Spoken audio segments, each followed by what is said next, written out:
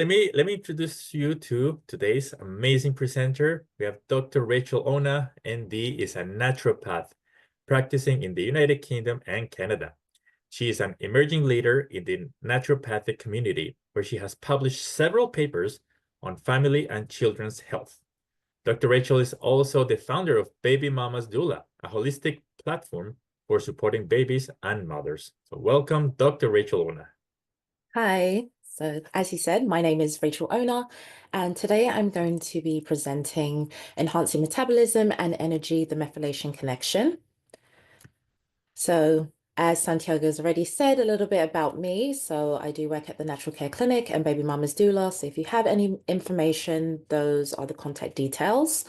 A little bit about my educational history. I did an undergraduate degree at York University, where I obtained a Bachelor of Science in Biology. I then went on to the Canadian College of Naturopathic Medicine, where I obtained a Doctor of Naturopathy degree. And then I recently did an online diploma in genetic counseling, careers for the future. So it gave me a little bit more insight on how we can use genetics to also improve people's health. Just a little disclaimer that I like to add: medical information provided by myself is only informational resource during this webinar and not to be used for any diagnostic or treatment purposes. Information in this presentation does not create a patient or physician relationship and should not be used as substitute for professional diagnosis and treatment. Okay, so the aim of this presentation today is to discover science-backed strategies to enhance metabolic health, boost vitality, improve overall well-being, unlock the secret to sustain energy and metabolic efficiency by optimizing your methylation cycle. This session will explore how your body converts nutrition and supplements into usable energy, highlighting key foods and nutrients that support cellular function.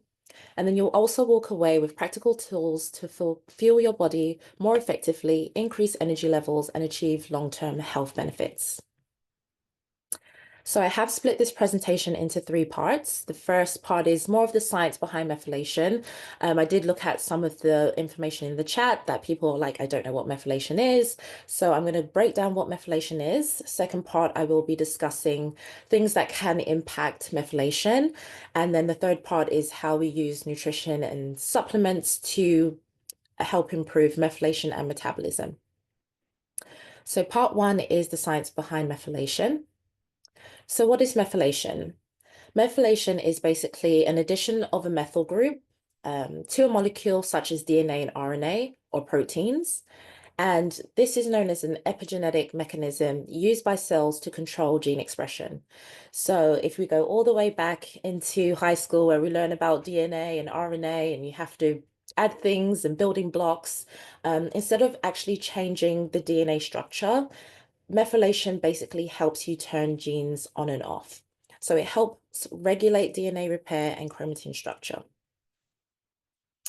So what is epigenetics? Because some people may not even know what epigenetics is.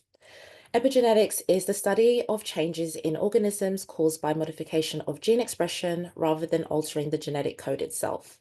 So instead of altering DNA and RNA, we're just changing the structure, turning it on and off in order for us to almost change gene expression or gene expression. So methylation has multiple roles within the body.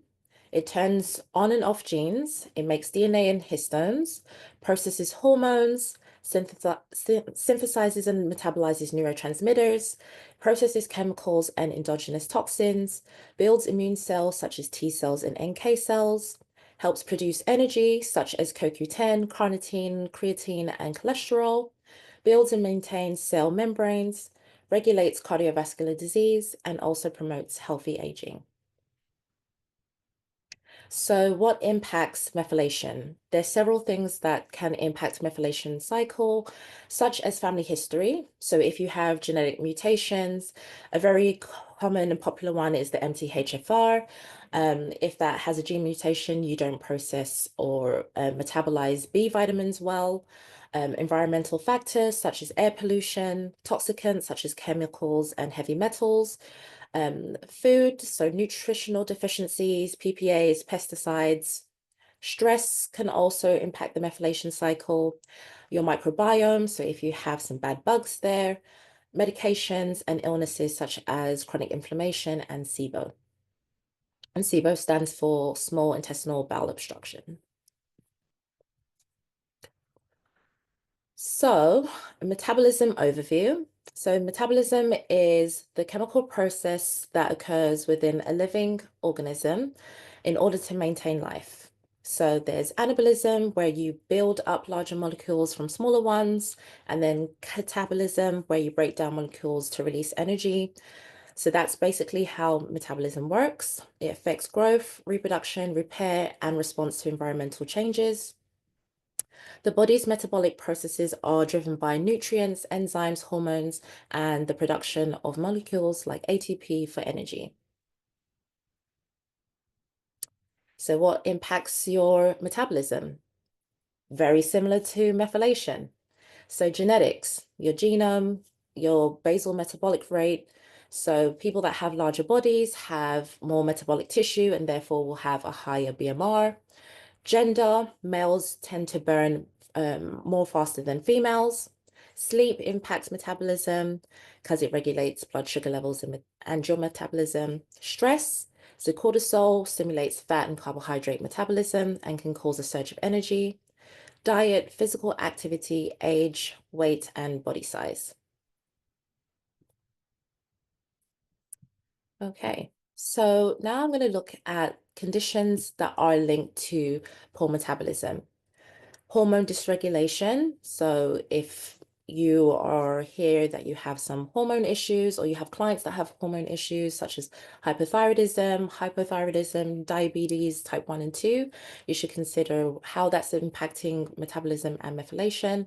Metabolic syndrome such as high blood pressure, high blood sugar levels, high triglycerides, and abdominal obesity. Other conditions such as autoimmune diseases, insulin resistance, mitochondrial disorders, infections, and more. So we'll be going over that in part 2. And then I also put some gene mutations that can also impact your metabolism, such as the MTHFR, GLUT4, TCF7L2. So all of these different genes have a role with either insulin response, diabetes, how your body responds to energy, insulin resistance, metabolic syndrome. So all of these things, some of these genes have an important role with metabolism and methylation, and we'll see how they can be impacted. So now I'm going to discuss the link between methylation and metabolism. So the key metabolic pathways are glycolysis, the Krebs cycle, and oxidative phosphorylation. So once again, going all the way back to high school where we learn about that big cycle that kind of churns around to create ATP, which gives us energy. Methylation of DNA and histones can affect genes involved in these pathways, and the epigenetic regulation can turn on and off genes responsible for nutrient metabolism, insulin sensitivity, and lipid metabolism. So these pathways, they have a role. So dietary wise, when you eat carbohydrates, fats, protein, they go into these cycles, and methylation basically helps make that cycle turn. The key methylation pathways is the methionine cycle, folate cycle, and homocysteine metabolism, which we will discuss later. And methylation of amino acids impacts enzymes involved in metabolic processes, DNA synthesis and repair, involving key metabolites like folate and vitamin B12. So here we can see that methylation and metabolism work hand in hand. So you can't process one without the other. So this is a little schematic of the methylation cycle. So we like to call it, this is the B12 wheel. And basically you start off with, methionine, and it processes over here. And then it also goes to many different enzymatic reactions within the body that helps with metabolism. And then we like to call this the folate or the B9 wheel. So both are really needed for the methylation cycle. And we'll dive in deeper on how these supplements can help with these two wheels. Okay, so does anybody have any questions? Yeah, if you have any questions, please put in the chat box. So if you want to come off mute. I do have a quick question for you, Ms. Dr. Rachel. Just because I'm, you know, this is language that I am not familiar with, but if I wanted to explain methylation to someone, like in the easiest terms, what would it be? The easiest terms is, I would say, methylation is where you use B vitamins to help turn on and off genes, and in turn can help increase your metabolism. Yeah. Excellent. All right. Okay. Does anybody have any other questions before Dr. Rachel can continue? You can put in the chat box. You can come off mute.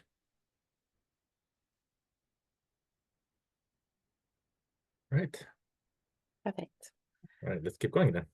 Okay, so the next part is creating sustained energy and metabolic efficiency.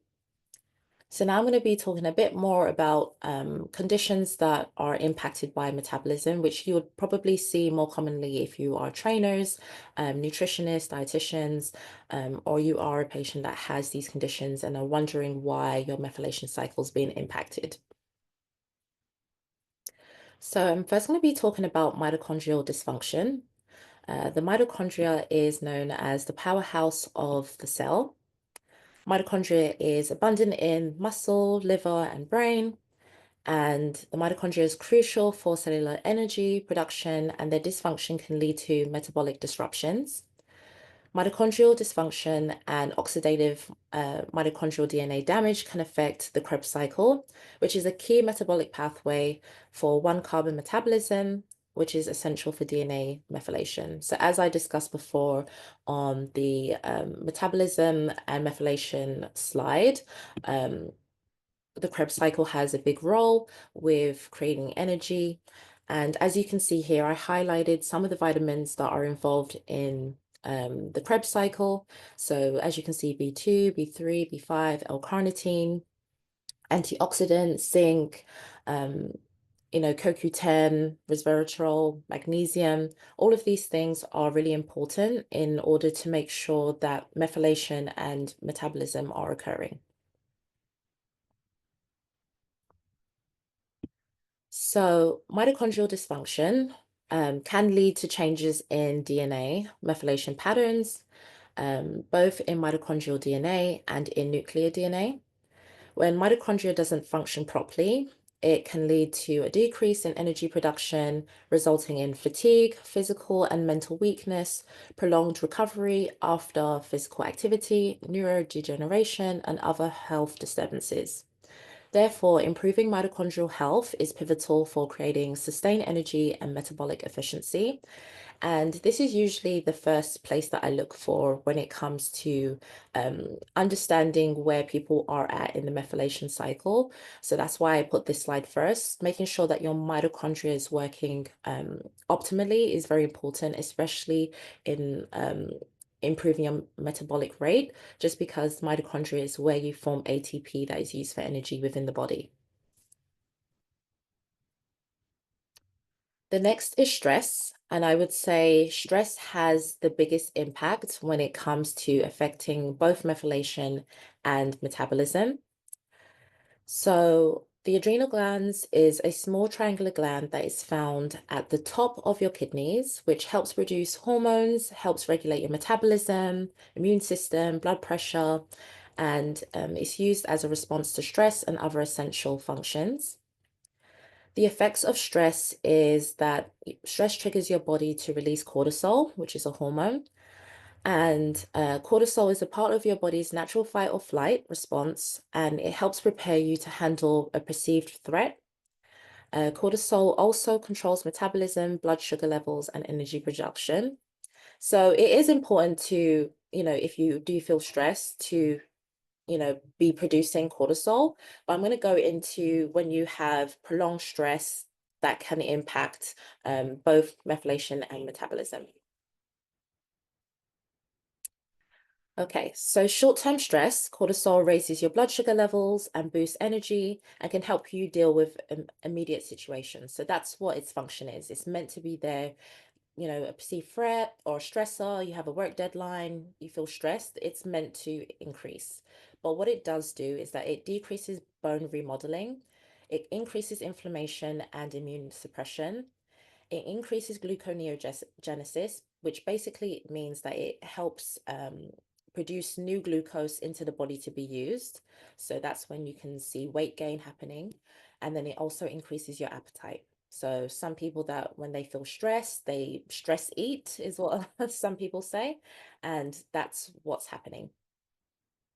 Chronic stress is when cortisol levels remained elevated, leading to several negative effects on metabolism. So what it does is it increases appetite and cravings. It increases visceral fat storage. So that's fat around your organs. And this is linked to an increased risk of metabolic diseases such as type 2 diabetes and heart disease. It also decreases your metabolism. You have an inability to control inflammation, and it's also linked to mood disorders and cognitive dysfunction. So here's a little schematic. Chronic stress can worsen insulin sensitivity, meaning your body's cells become less responsive to insulin. This causes high blood sugar levels, insulin resistance, and type 2 diabetes. Chronic stress can also contribute to muscle breakdown, catabolism, and high cortisol levels can break down muscle tissue for energy, especially in the absence of adequate nutrition or rest. A loss of muscle mass can result in a decrease in overall metabolism, making it hard for the body to burn calories efficiently. So, stress reduction is pivotal for providing metabolic efficiency. So this is why I always tell people to make sure that stress response is regulated because, especially if you are, involved in going to the gym, want to bulk up, um, reduce fats and increase your muscle mass, chronic stress can reduce muscle mass. So the next is thyroid disorders. The thyroid gland produces two hormones, so T3 and T4, which have a key role in regulating metabolism. These thyroid hormones control the speed at which your body burns energy. Autoimmune thyroid diseases such as Graves' disease and Hashimoto's disease are linked to changes in DNA methylation, which impact metabolism and gene expression.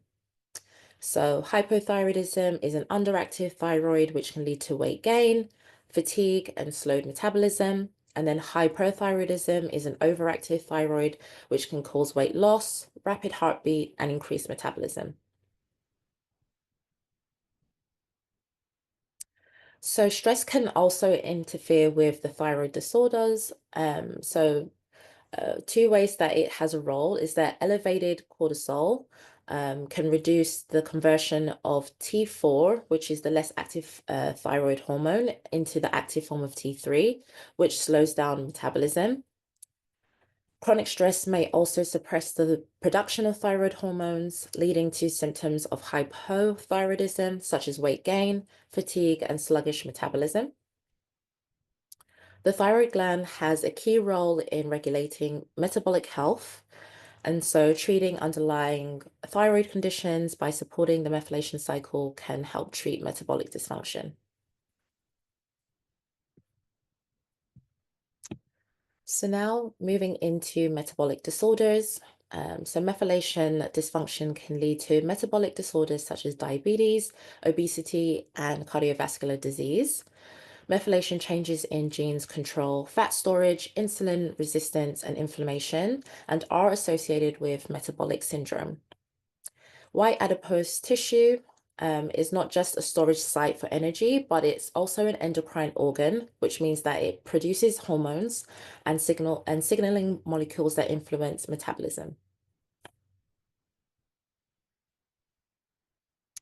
So here are some genes that are associated with metabolism and methylation dysfunction. So basically, if you are deficient in B vitamins, or you're not processing you're not turning on your genes on and off well, especially for these genes, they are linked to metabolic issues. So here's a list. I'm not going to say them so many letters, but here's just a snapshot of some of the genes that are involved in both weight gain, insulin resistance, obesity risk, appetite regulation. So yeah. So still on metabolic disorders, but going a little bit more deep. So I'm going to be talking about cardiovascular disease. Emerging evidence suggests that DNA methylation is implicated in the development and progression of cardiovascular and metabolic diseases. So DNA methylation can affect the expression of genes involved in cholesterol metabolism, such as LDL, which is known as the bad cholesterol, and HDL, which is the good cholesterol. Lipid metabolism is regulated by methylation, which can impact cholesterol levels, fat storage, and overall energy balance. There's also a marker that is involved in methylation, which has gained a lot of research, and it's called homocysteine. Homocysteine has multiple roles, so it helps turn the methylation wheel, but it's also involved with immune response. And studies have found that elevated homocysteine levels due to methylation dysfunction are a known risk factor for cardiovascular disease. So high homocysteine can damage the lining of arteries, which increases the risks of blood clots and can contribute to the development of atherosclerosis, all of which can lead to heart attack, stroke, and other cardiovascular issues. So homocysteine is one of the markers that you should definitely note when it comes to methylation. So I'm now going to move into aging, because aging has a big role with metabolism. Aging is linked to DNA methylation patterns. So this includes global hypomethylation. So all of your DNA has like low methylation, or certain regions are too methylated. So it can be two ends of the spectrum. So not enough methylation or too much methylation. And this can affect gene regulation and contribute to age-related diseases. Tissue-independent age-related changes in DNA methylation can also be a useful tool in determining an individual's age. So a lot of people that do testing to see, I'm 35, but biologically it says I'm 23, they use a lot of DNA methylation to kind of do that age-specific aging. So that's another thing to note. Contributing factors that are associated with age-related changes to DNA methylation include DNA damage, oxidative stress, and then altered DNA repair mechanisms. One of the age-related diseases is cancer, which is usually what they found in research is that cancer cells have low methylation. So it's one of those things that as people are aging, I do recommend, B vitamins, just so that, they are methylating, their DNA is being processed, their gene expression is properly being expressed. So that's one thing to note with cancer. Resting metabolic rates have also shown a decrease during aging, and these processes are involved in DNA methylation and demethylation.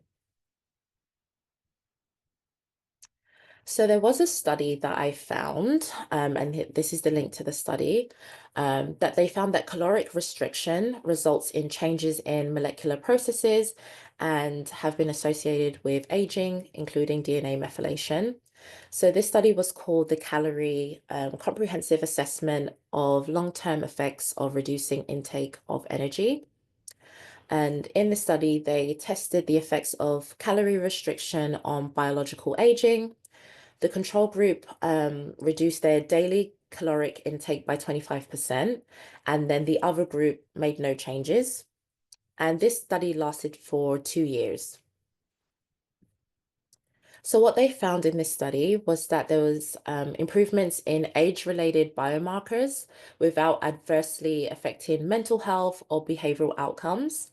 So the long-term effects of caloric restrictions was a significant reduction from baseline to 2 years of all measured conventional cardiometabolic risk factors. So they looked at all of the risk factors that could lead to like diabetes, stroke, heart attack, stuff like that. And they found that the group that did caloric restriction had a much better outcome. This 2-year calorie restriction intervention also helped improve diet quality without compromising nutritional adequacy. So what they found in this study was that the people that were in the caloric restriction group, they naturally started improving their diet as well. So DNA methylation, the intervention slowed the pace of aging, and that was one of the main findings of this study. So future research is looking into how DNA methylation impacts oxidative DNA damage, depletion of self-renewing stem cells, mitochondrial and nuclear genome mutations, shortening of telomeres, and other processes. So all of these processes that I listed are involved in DNA methylation, and future research is trying to find how these improve aging outcomes. So now I'm looking into mental health. So methylation is essential for the synthesis and function of neurotransmitters like dopamine, serotonin, and norepinephrine, which are crucial for mood, motivation, and energy levels. Imbalances in these neurotransmitters can lead to fatigue and other issues. So here I put a diagram of how it basically works. So folic acid or vitamin B9, um, that goes around in that wheel. The 5-MTHFR helps produce SAMe, and these SAMe has multiple roles in methylating your hormones, neurotransmitters. So as we can see here, dopamine, norepinephrine, epinephrine are made and metabolized, and then serotonin becomes melatonin. So your anxiety, stress response, and then also your sleep response is also regulated by the methylation wheel.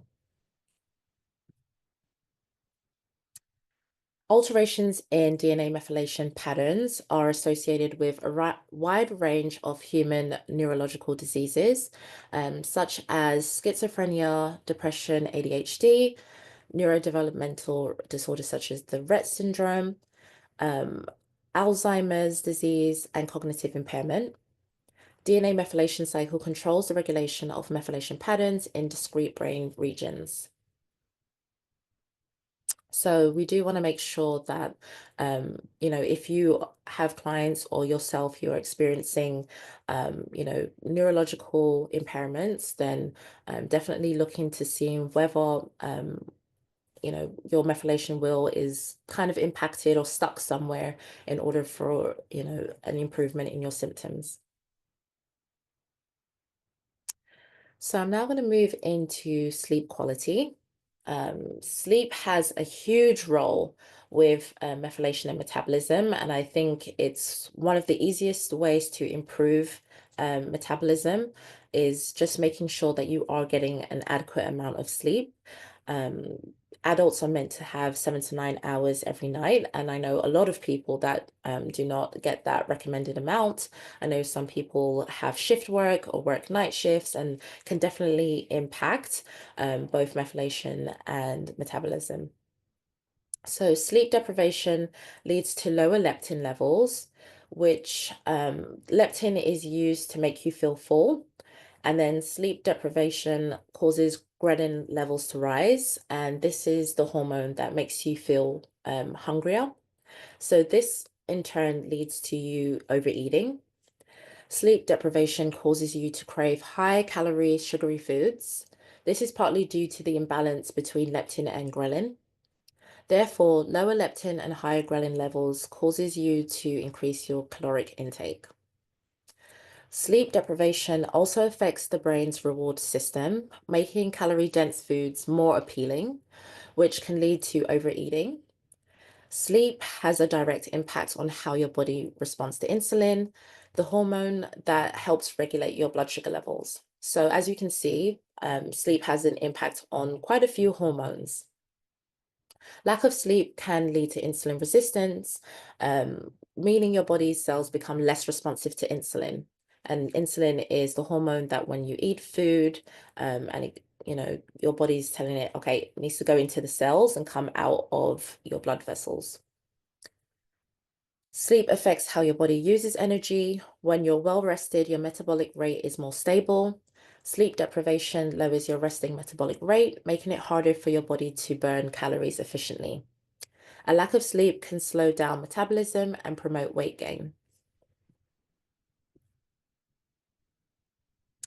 So here I put down a schematic of the circadian rhythm and Sorry, circadian. Doc, to interrupt you. Before you move forward, I had a question I just put on the chat here Yeah, for sure. about sleep, the sleep quality. I just Yeah. wanted to know what is the best, I mean, what is the appropriate amount of time, sleeping time in relation to student athletes that are very active, student athletes that are age 15 and under, please. Age 15 and under. So I would typically say they have a longer sleep cycle. So it would be 15 and under, they should be sleeping more like 9 to 12 hours. So usually if they do have school, then I would say 7:30 to 8:30 is a good window period for kids to actually be going to bed and sleeping for, yeah, nine. Usually it's 9 to 10, but it shouldn't be less than that. Thank you. Yeah, no worries. So I'm now going to be moving into the circadian rhythm. Circadian rhythm basically is your sleep-wake cycle. So your body produces several hormones that help regulate your sleep-wake cycle. So first we're going to start off at 6 a.m. That's the time that your body stops producing melatonin. Melatonin is the hormone that tells your body that it is bedtime. So as sunrise occurs, your body stops producing melatonin. From 7 a.m. to 12 p.m., you are alert and your blood pressure increases and your body is producing cortisol. So as I said before in the stress slides, it is good to produce cortisol. Cortisol is needed for you to be alert, to be awake, to deal with, minor stresses of the day. It just shouldn't be too high. Between 2:30 and 3:30 p.m., coordination and reaction is at their peak. So that's the time that usually your hormones are balanced and you should feel optimally your best. And usually when I do speak to, patients and clients, they say that, my best is at 2:30 and 3:30, and then after that I crash.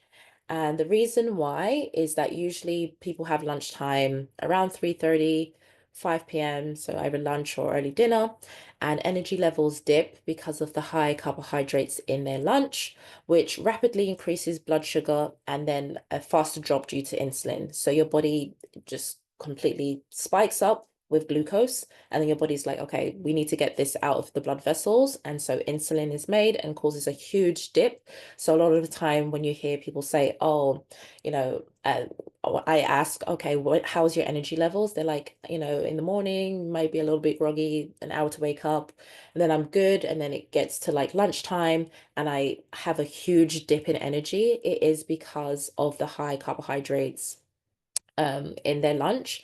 So usually making sure that they're having a balanced lunch is one of the imperative things during that time. So then at 5 p.m., cardiovascular efficiency and muscular strength is at its all-time high. So this is actually an optimal time for people to work out. I know some people don't have a 6 a.m. start. I know some people's schedules are a bit everywhere. So, but on a basis of if this was your day-to-day, 6 a.m. to 9 p.m. is when you're awake, 5 p.m. would be the optimal time to be working out. Between 6 to 9 p.m., blood pressure and body temperature drops with sunset. And then at 9 p.m., your body starts to produce melatonin and induce sleepiness. This can be impacted by blue light filters, stress. So we want to make sure that around 9 p.m. you are winding down so then you can support your sleep response. So sleep quality, your circadian rhythm plays a role in regulating your metabolic processes. Disruptions to this rhythm, such as shift work, jet lag, and chronic insomnia, can impair metabolism. This occurs because the body can't efficiently process carbohydrates through the day when you're naturally awake, but at nighttime, disruptions lead to altered fat storage processes. So what we find is that people that have chronic insomnia, your body's fine to process these things during the day, but at night they can't. Sleep is essential for muscle repair and growth. During deep sleep stages, the body works to repair damaged tissues, including muscles. Muscle mass plays a huge role in metabolism since muscle burns more calories at rest compared to fat. Sleep deprivation can therefore negatively impact muscle growth and recovery, ultimately lowering your metabolic rate. Sleep deprivation may also influence fat storage. When you do not have enough sleep, your body may release more cortisol, which is the stress hormone that we talked about beforehand, which has been linked to an increased fat storage, particularly around the abdomen. So it's very, very important to be having great sleep quality. I think it's one of the things that are almost neglected. You can take all the supplements you want on diet, but if you're not having adequate sleep, you're not giving your body that time to rest and repair. So it's one of the big ones that I also like to emphasize. So now we're going to be talking about gut health. Gut health is very, very important. And a bad diet, especially a diet that is lacking in essential nutrients such as folate, choline, and B vitamins, can disrupt the methylation cycle. This can lead to changes in DNA methylation patterns and potentially impact gene expression and increase the risk of chronic diseases. The gut also has a microbiome, which is composed of trillions of bacteria, fungi, and other microorganisms, and it metabolizes dietary components and produces various metabolites. So these metabolites can influence epigenetic processes, including DNA methylation. And once I go over nutrition, you'll kind of understand how these kind of work. Some metabolites produced by the gut, such as short-chain fatty acids, folate, and choline, act as methyl donors. And we're going to talk a little bit more about methyl donors later, or cofactors for enzymes involved in DNA methylation. So basically what that means is some gut bacteria help produce cofactors or methyl donors that help turn the methylation wheel, which will in turn help with metabolism. Studies have found that maternal diet before weaning influences DNA methylation in the brain of their child. So for those that are pregnant, it's also very, very important to make sure that you have a great diet because it can also impact your offspring. So how can gut microbes directly affect methylation? Certain bacteria can produce enzymes that modify DNA or alter the availability of methyl donors. The gut-brain axis is also influenced by the gut microbiome, which in turn affects DNA methylation. So a lot of your neurotransmitters are actually produced in the gut and not in the brain. So it's so important to make sure that your gut health is in optimal range and making sure that you have good balance between your microbiota. I have people that when they say they, have anxiety, they have like butterflies in their tummy, and that's because, it's the link between the gut and the brain. So those are some of the things that when I speak to my clients and they tell me some of their symptoms, I use that as, okay, what's going on? What's being impacted? So asking where stresses are coming from is a key indicator of what's going on within the methylation cycle, the metabolism, and the overall health. Chronic stress can increase in inflammation in the body, including the gut, and it has been linked to digestive problems like bloating, constipation, indigestion, which can directly affect nutrient absorption and the efficiency of metabolism. So we want to make sure that, you know, if you do have bloating, constipation, you're not going to be absorbing your nutrients as efficiently as you should be. So it can cause some deficiencies. The gut microbiome also plays a crucial role in regulating the immune system, and alterations in the gut microbiome and DNA methylation can affect immune response and the susceptibility to diseases. So I'm now going to move into infections. Pathogens can alter DNA methylation patterns. So we're not just talking about the gut. This is just all round. Some pathogens can directly modify the host DNA, which can basically mimic the methyl donors that we're going to be shortly talking about. And pathogens can also hinder or enhance metabolic pathways, leading to changes in energy metabolism, nutrient utilization, and the production of metabolites.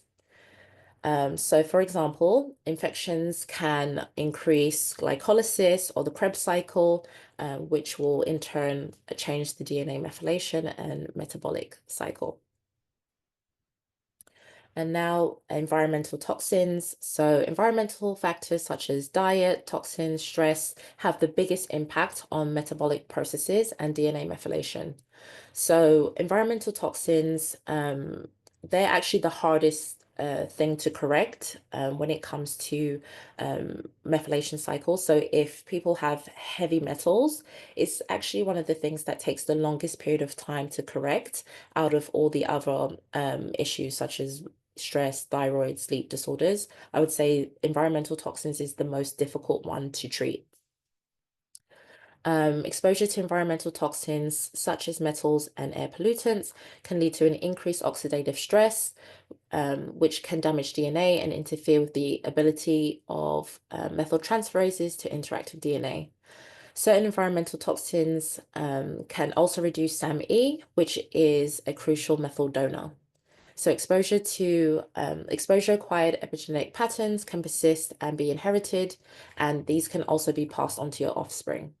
So people that are pregnant, once again, making sure that your methylation cycle is optimal. If you do have exposure to heavy metals, making sure that you are using chelators and binders to kind of get rid of environmental toxins, as it can be passed on to your children. And from my experience in my private practice, I see it a lot with kids that have autism and ADHD. Their mom has like high heavy metals, and then that's been also passed on to their children. So does anybody have any questions? I know there's some things in the chat that Absolutely. We have a bunch of questions. Thank you, everyone, to those of you who put questions in the chat box. The first one is from Nora. How do you test for mitochondrial health or dysfunction? I will be getting into that in the next slide. Excellent. Perfect. Let's move to the next one then. AK Gabe, how can I best advise a client that has hypothyroid under control with medication? Where can I send them to get tested? So you can definitely, their family doctor, they can test. And the only issue that I've noticed in practice is that usually they only test one thyroid marker, which is TSH. And TSH looks at basically how to stimulate your thyroid hormones, but it actually doesn't tell you what your thyroid hormones are. So as you can send them to naturopaths, who can also do testing. So naturopathic doctors in Ontario are able to test other thyroid hormones such as T3, T4, and then thyroid antibodies, so anti-TG and anti-TPO. So that's kind of the Graves and Hashimoto's, which are autoimmune disorders. They can also be tested to see if they have hypo or hyperthyroidism. So I would say medical doctors or a naturopathic doctor. Awesome. And next is from Taylor. What is the best solution for shift workers to optimize their methylation connection? I would say melatonin. Every shift worker that I have had as a patient, and even myself, I used to do shift work while I was in med school. Melatonin is a game changer. And then another thing that I would say is alpha GPC. Basically, that gives you choline. I will talk about it later on, but basically, it's a great source of choline, which is great for the brain health. And from my own personal experience, after I finished working night shifts, alpha GPC actually got rid of my brain fog and improved my methylation cycle. So that would be the one that I would recommend for shift workers and night shift workers. Thank you.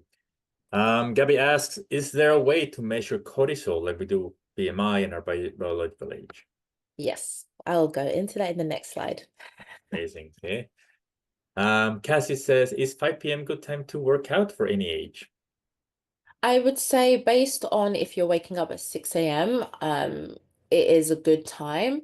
Um, I would say that that's the optimal time if you're following a regular circadian cycle. It differs for each and every person. I don't, from my personal experience, I don't think there's a one size fits all. If you are a late person to wake up, sometimes people do better when they exercise earlier on, or if some people feel better when they exercise before bedtime. I usually don't recommend before bedtime just because you are increasing energy. Sometimes you want to be, taking workouts, pre-workouts, stuff like that. And if you're increasing energy within your body's like, but it's bedtime and you've taken things to kind of boost your metabolism, bro. And so your body now has to process it in a way that is inefficient. But I would say 5 p.m. would be the best time. Awesome. Gabe asks again, any studies on circadian rhythms and travel? How do our bodies adjust time zones, especially the ones like 8 hours apart? What if you have to move countries? Does the body adjust to the difference of its natal time zone? There are a lot of studies on circadian rhythms and time zones. Once again, I would say melatonin has been the most researched. There are other supplements that can be used to help to improve metabolism and methylation, but I would say the most indicated, just because it's the hormone that regulates your sleep-wake cycle, that would be the one. Right. And then on that subject, Nikki asks, does the circadian rhythm change post-menopause? It can. It can ch change postmenopause. So you have to kind of learn to kind of regulate your cycle naturally. I see a lot of menopausal women and their sleep is absolutely terrible when they come in. They are not sleeping, they're waking up several times a night, just because of the basically menopause shifts your hormones. And so you're now having a hormonal imbalance and your body doesn't know what to do. So I tend to see cortisol be high in those women. And so cortisol, it tells you to wake up, and they tend to have, low response to melatonin. And so I do see that quite a lot in menopause. That's great. There's a couple of questions on heavy metals from Sandra and Gabe. What would contain heavy metals and how do we test for heavy metals? Does EMFs also play a factor? EMF definitely has a factor, and it's everywhere, which is a little bit of the scary part. It was funny, I was talking to somebody yesterday and she was like, we just have to stop reading the news because as naturopaths, everything is scary. It's everywhere in schools, it's everywhere, especially post-pandemic, when, they had to bring in laptops into school. EMFs do have a big role with one endocrine disrupting, so they do affect your hormones. Heavy metals can be found everywhere. It can be found in food, it can be found in plastics. And we do have a handout that's coming out, and I do put some information on heavy metals. But heavy metals is everywhere. It can be tested. So there is a heavy metals test that usually a naturopath can do, which kind of gives a breakdown of each metal and your exposure to it. So it is one of those things that can be tested, but I would say food, products, cleaning products, makeup, it is everywhere. So there are apps that you can use that can track, the products that you have or the food that you have, their toxin exposure. So that's one way to kind of see how exposed you are as well. Awesome. Rola asks, is there a way to test our methylation? Yes, which is going to be on the next slide. I thought so. All right. And one last question from Nikki. What can you do during menopause to help you sleep better if you are waking up multiple times a night? One of the biggest game changers I found, and my mentor that I work with, she's going through menopause, and valerian is one of the best things for, and it also helps regulate your hormones, but it's more of a sedative herb. And I find that women that are postmenopausal, even perimenopausal, that has been a big game changer. And then also some herbs that also help you relax. So adaptogenic herbs are also things that I would recommend. Awesome. All right. Thank you, everyone. Those of you who ask questions, please keep putting them in the chat box, and then yeah, we'll continue. Perfect. So part 3 is how to convert nutrition and supplements into usable energy. So testing, which a lot of you guys have been very interested in. It's literally the bread and butter of my practice. I do a lot of testing for methylation, and it has made such a big impact. I've seen kids with autism, or even I have people that are like, I'm doing all the supplements and I feel good, but something's off. And they come to me to just see what that thing that is off. So there are several things that you can do for methylation testing. One is genetic testing. So this has been one of the really common things that have happened, especially TikTok, social media has really blown up, is genetic testing. I don't do it personally. Naturopaths in Ontario are not allowed to do genetic testing, but medical doctors or genetic counselors, or even there's secondary sites that people go to, they can do genetic testing. And genetic testing you only need to do it once. Your genes are not going to change when it comes to methylation. Your genes are what your genes are. So it gives you some key markers that people look into, especially for methylation and metabolism, is the MTHFR, which is a part of the folate wheel, CEBPA, LEP, which is involved in leptin metabolism, MCR4, FTO, and GLUT4, which is involved in insulin regulation. So that's probably the first step. I don't always advise people to do methylation, genetic testing, just because I think through the blood work and the functional test I'm going to be talking about now, I can pretty much tell where you are at the moment.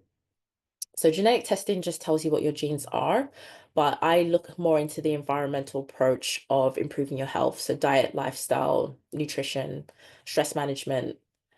So some of the things that can be tested. First is basic labs, which should be repeated 3 to 6 months, because they do change. So you can see a naturopath or your family doctor. And I would say complete blood count, ferritin, which is your iron, vitamin D, B12, B9, and electrolytes. Those are the basic labs that should be done just to see how you are processing your key vitamins and minerals, because these have a big impact on the methylation wheel. Then it would be hormones. So thyroid panel, as I discussed before, from the question, sometimes medical doctors only look at one marker. There are several thyroid markers. So sometimes hyper and hypothyroidism do get missed, and they come into my practice, and I actually end up diagnosing them with a thyroid disorder that would have got missed because some of the thyroid markers were not tested. Cortisol can actually be tested in blood work. I know there was a question earlier. It can be tested through blood work.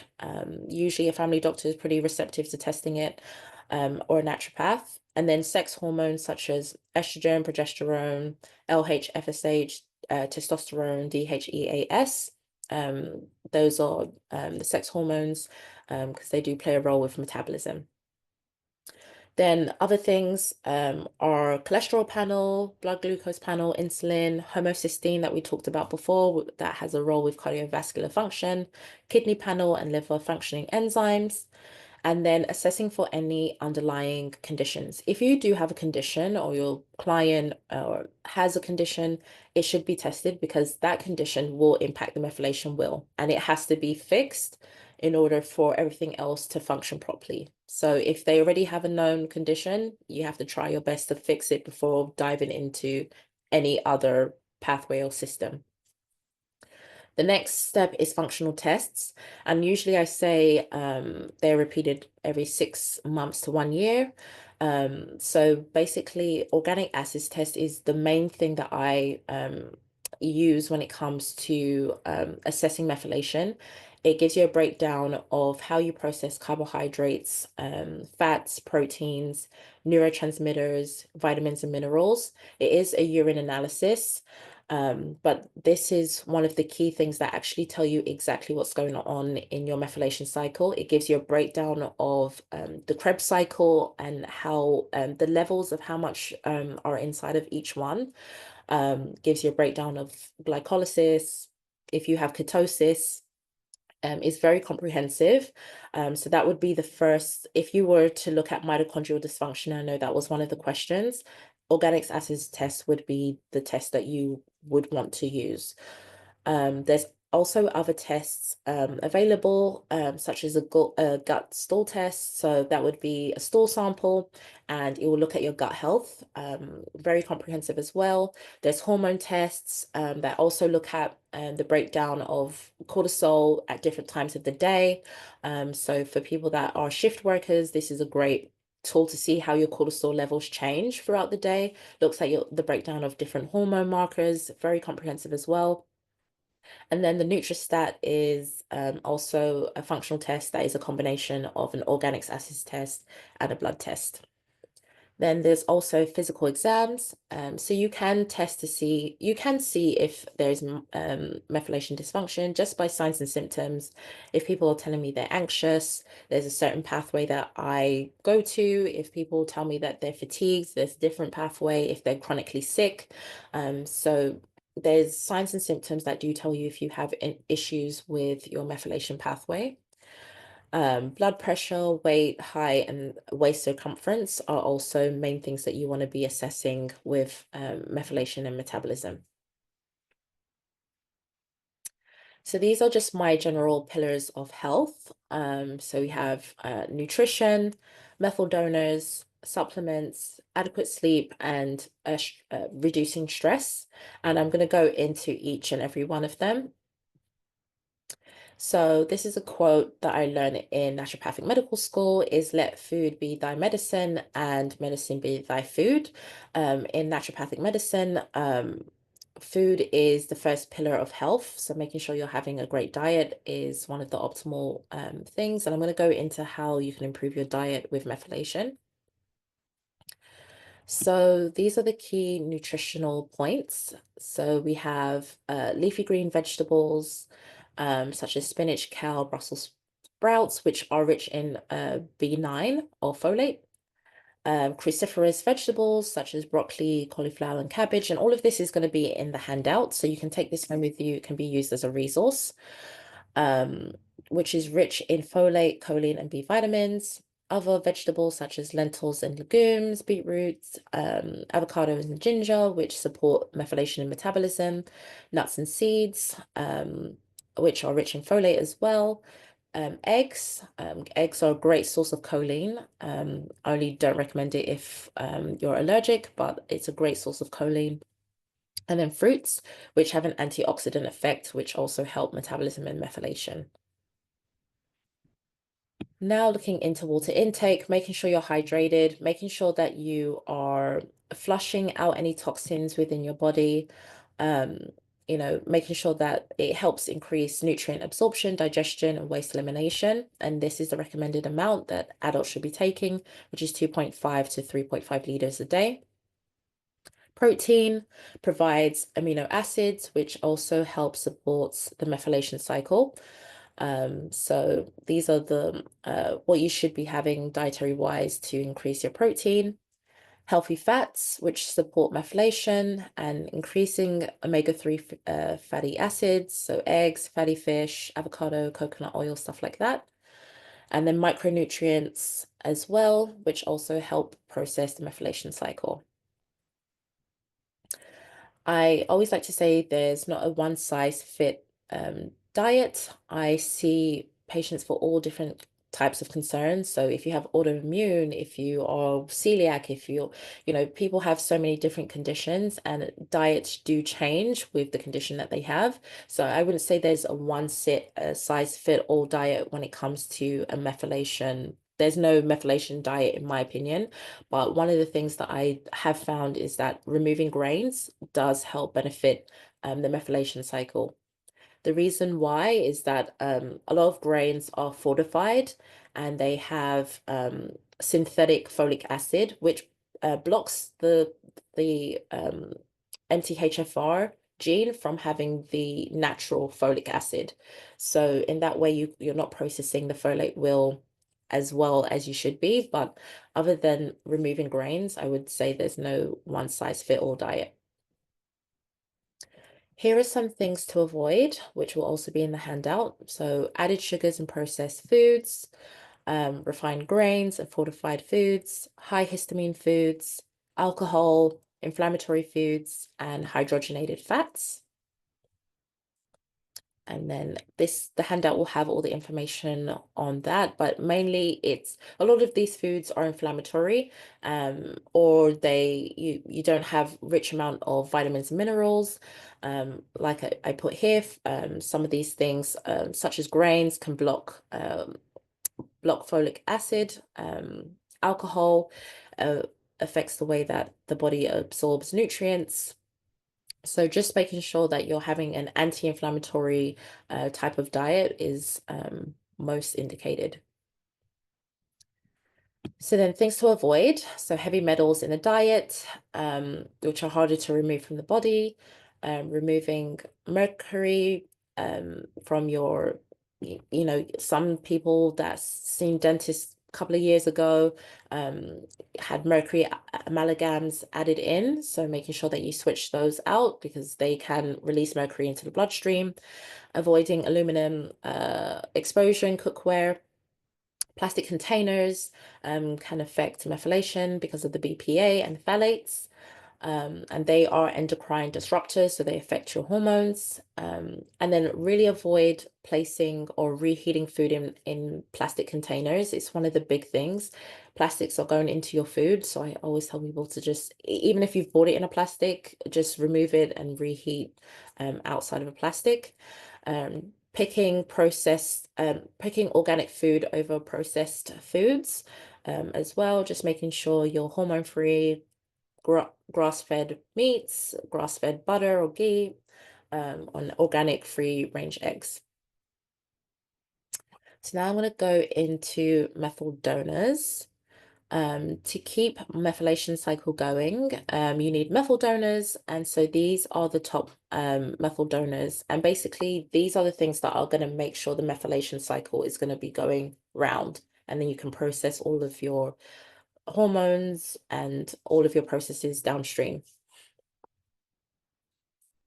So there's SAMe, which is the main methyl donor, and it supports over 200 reactions in the body. It's not found in food. It is a natural neurotransmitter that is made in the body. Then, so usually making sure you can get SAMe as a supplement, but you can't get it naturally in food. B9 or folate or 5-methyl tetrahydrofolate, so many names for it. It works in the methylation wheel, and it's beneficial for neurotube development and pregnancy, and it's found in leafy greens and beans. Vitamin B12, it works with folate to turn the methylation wheel, great for nerve function and red blood cells, and it's found in beef, salmon, trout, eggs, and yogurt. Methionine, which is also part of the main methylation wheel, which produces SAMe, our main methyl donor, and it's beneficial for building protein, and it can be found in eggs, meat, and Brazil nuts. TMG or betaine is a neurotransmitter that supports methylation and lowers the homocysteine levels and supports liver function. It's found in beets, spinach, and grains. And then DMG, which is similar to TMG, is just that TMG has 3 glycine molecules and DMG has 2. And it works pretty much the same as TMG, but it's found in beans, brown rice, pumpkin seeds, and liver. And then choline, which supports cell signaling, brain health, and liver health, which is found in eggs, liver, soy, and alpha GPC, phosphatidylcholine, and choline bititrate. So this is the schematic that I showed earlier on of the methylation wheel. So I think in part 1, I did show this one. And then I've highlighted the main the main supplements that I just discussed. So SAMe, choline, DMG, TMG, methionine, B12, B9. So these are all the main supplements that you would be thinking about when it comes to improving the methylation cycle. So, as I said before, SAMe is the main methyl donor. SAMe delivers methyl groups to 200 pathways to turn genes on and off, and SAMe requires ATP for mitochondrial to process. So, methylation and metabolism work hand in hand. Here are some energy performance supplements. So we have some activated B vitamins,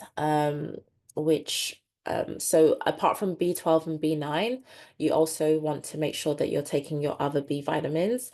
I do find that sometimes when people only take B12 and B9, they become deficient in the other B vitamins. So I either recommend a B complex or B12 and B9 on its own with an additional B complex. And they help convert your carbohydrates, fats, and proteins into energy, as we saw before in the Krebs cycle when I highlighted the different types of B vitamins. And always look for the methylated forms or the active forms. So B6 has an active form that's called P5P. So making sure that your B complex has the active forms of B vitamins. The active forms make sure that your body doesn't have to work as hard to metabolize them. When you ingest a non-active form of B vitamins, your body now has to convert it into the active form and then metabolize them. So you're kind of skipping a step. The next one is CoQ10, ubiquinol, and PQQ. This supports ATP production, heart health, and cellular performance. It is beneficial for fatigue, brain fog, aging, and statin users. L-carnitine, or the main fat metabolizing supplement. So it's usually used to transport fat into mitochondria for energy. So it works as a natural fat burner. L-carnitine and acetyl L-carnitine are the same. It's only that acetyl L-carnitine crosses the blood-brain barrier, so it has some cognitive benefits. So if I notice some of my patients are looking for weight loss, but they're not also experiencing, brain fog, stress, anxiety, I would recommend acetyl L-carnitine over L-carnitine. So L-carnitine boosts physical and mental energy. Yeah. The next is magnesium glycinate, malate, or taurate. So these are the 3 top types of magnesium that I would recommend to support methylation. They are involved in over 300 reactions in the body, and a lot of Canadians are deficient in magnesium. It can be tested through blood work, but I found that a lot of Canadians are actually deficient in this mineral. So it's one of the easy things that you can supplement. It is beneficial for energy. So if you notice that people have are quite fatigued, magnesium bisglycinate is what I usually recommend. If there's some muscle issues, then usually malate or taurate is what I prefer. Muscle cramping, any of the 3 are great. And then poor sleep, usually magnesium glycinate. And then there's creatine monohydrate. So SAMe, our main methyl donor, the body uses SAMe to make creatine, and 50% of your daily methylation activity actually goes into creatine synthesis. So supplementing with creatine actually reduces the demand of your methylation system. So it's a great supplement to add for improving methylation and metabolism. So it enhances muscle performance, makes ATP, strength, and it provides cognitive support. So creatine monohydrate is a great supplement to add. Some of our antioxidant supplements, omega-3 fish oils, reduces inflammation, supports cellular health and nutrient signaling. Alpha lipoic acid regenerates other antioxidants such as glutathione, which is a part of the immune response. Improves insulin sensitivity and supports mitochondria, so it's beneficial for weight loss, blood sugar regulation, anti-aging, and energy. And then glutathione, which is our master antioxidant. N-acetylcysteine is the precursor to glutathione. So it goes NAC and then it becomes glutathione. These both help preserve methyl donors, detoxifies the liver, supports liver function, and protects the mitochondria and DNA. And then some calming supplements to help with stress and sleep support. So as I said before, I think one of the questions was about stress. Adaptogens help balance cortisol levels. So things like ashwagandha. I usually don't recommend ashwagandha on its own. I find that it works really well on its own, but I find that when you take for a long period of time, then people start to feel really bad. So I usually tell them to take it in a complex with other adaptogens. Rhodiola boosts stamina, mental clarity, and reduces stress. Cordyceps improves endurance and supports the mitochondria. Ginseng boosts endurance, stress resistance, and fatigue. And then holy basil reduces mental fatigue and brain fog. And then to calm the nervous system down, vitamin D3 and K2. So it is a hormone-like vitamin that helps with mood, energy, immunity, and metabolism. L-theanine is a great calming supplement that provides alertness. Lion's mane promotes brain health and mildly energizing, and then reishi mushrooms is calming and slightly energizing. So there are so many supplements, but I put all the supplements that directly impact the methylation and metabolic pathways. So there are many other supplements that do help with metabolism, but I put the ones that directly work hand in hand with both pathways. So one of my last takeaways is treat any underlying diseases or dysfunctions. As I said before, it's hard to kind of correct a methylation dysfunction if you have, present diseases or dysfunctions. So my conclusion is methylation is a crucial process that regulates genes. It's involved in metabolism. Disruptions in the methylation can contribute to metabolic diseases. Understanding individual methylation patterns can help develop personalized treatments for metabolic diseases, and future research may identify diet-based interventions to regulate methylation and improve metabolic health. So this is me. This is where you can find me. If you have any questions, this is my direct email. My Instagram is there, and then the website to my clinic. So that's that information. And yeah. Awesome. Well, thank you so much, Dr. Rachel. This has been amazing.